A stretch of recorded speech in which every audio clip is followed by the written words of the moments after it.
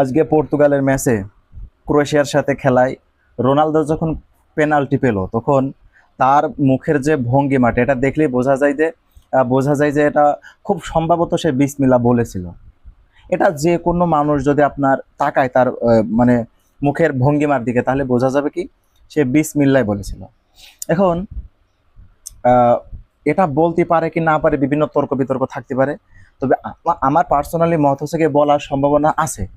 কারণ হচ্ছে গিয়ে রোনালদো এমন একজন প্লেয়ার যে আসলে মুসলিমদের কালচারগুলো সে পছন্দ করে।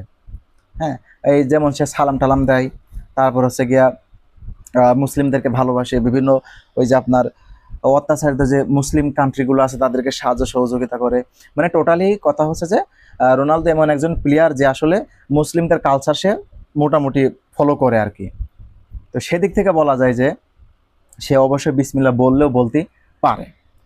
এখন রোনালদোকে আসলে যারা খুব বেশি ভালোবাসে বা রোনালদোর ফ্যান যারা আছে এদের রোনালদোর ফ্যান হওয়ার অন্যতম একটা কারণ হচ্ছে কি সে আসলে মুসলিমদেরকে ভালোবাসে, সে একজন ভালো প্লেয়ার।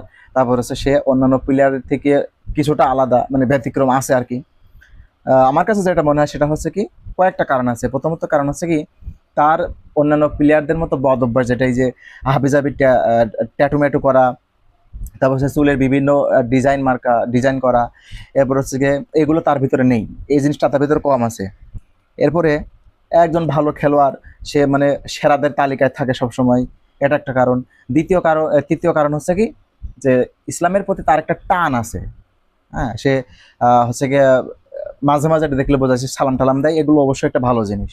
পার্সোনালি একটা জিনিস কি যে আমরা চাই, মুসলিমরা চাই যে রোনালদোর মতো এরকম আহ, পৃথিবীর সুপারস্টার, এই মেগা স্টারের মানুষগুলো, এই বড় বড় সেলিব্রিটিগুলো, তারা যদি ইসলামের পক্ষে আসে বা ইসলাম গ্রহণ করে তাহলে ইসলামে কিন্তু একটা বিরাট বড় প্রভাব ফেলবে, বা তার একটা বিরাট প্রভাব কিন্তু ছড়িয়ে পড়বে সারা পৃথিবীতে।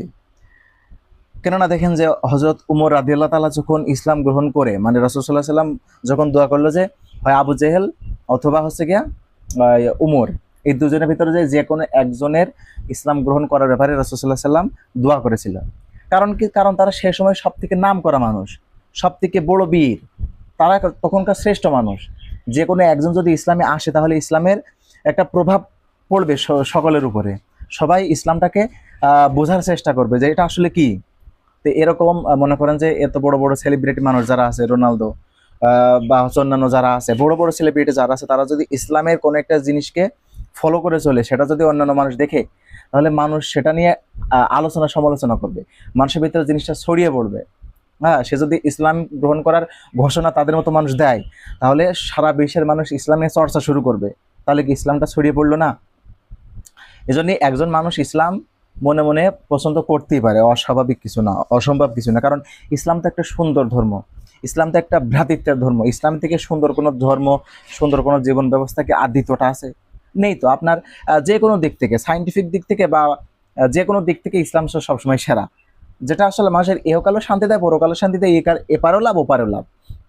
এখন এই কারণে হয়তো বা তার কাছে ইসলাম ভালো লাগে। বা এরকম ঘটনা তো বহুত আছে, বড় বড় পৃথিবীর বড় বড় সেলিব্রিটিরা আপনার ইসলাম গ্রহণ করেছে, এরকম নজির আছে না? আছে তো। তো সেক্ষেত্রে যে রোনালদো ইসলাম পছন্দ করে না এটা তো বলার সুযোগ নেই, পছন্দ করতেও পারে, তার ইসলাম ভালো লাগতেও পারে। হয়তোবা যদি তার কপালে হেদায়েত থাকে তাহলে হয়তোবা সে ইসলাম গ্রহণ করতেও পারে। আমরা তো চাই, মুসলিমরা অবশ্যই চাই যে তাদের মতো মানুষ ইসলামে আসুক, ইসলামে আকৃষ্ট হোক, ইসলামের বিভিন্ন কথাবার্তাগুলো ছড়িয়ে পড়ুক, প্রচার হোক, সমস্যা কি? তো যাই হোক, তো আরেকটা কথা না বলি না, সেটা হচ্ছে কি যে আমি স্পেশালি রোনালদোর ফ্যান। এবং এমন ফ্যান না যে তাকে নিয়ে মারামারি করা লাগবে, তাকে নিয়ে চুল টানাটানি করা লাগবে, চুল ছিঁড়াছিঁড়ি করা লাগবে, পতাকা টাঙা লাগবে, ছাত্রীদের মতো কাজ করা লাগবে, এরকম না। যে কোনো খেলা তো একটা মানুষের জীবনের অবিচ্ছেদ্য অংশ। ফুটবল খেলা একটা সবার ভিতরে একটা থাকে, টান থাকে। তো ভালো ভালো খেলোয়াড় যে সমস্ত দলগুলো আছে তাদের খেলাগুলো দেখি, সে যে কোনো দলই হোক না কেন, যারা ভালো খেলে তাদের খেলাগুলো সাধারণত দেখি। আর ফ্যান হিসেবে বা হচ্ছে গিয়ে একজনকে সিলেকশন করা, একজনের প্রতি একটু বেশি টান থাকা যদি কারো থাকে তাহলে সেটা হচ্ছে রোনালদো। রোনালদোকে মানুষ একটু বেশি ভালোবাসে।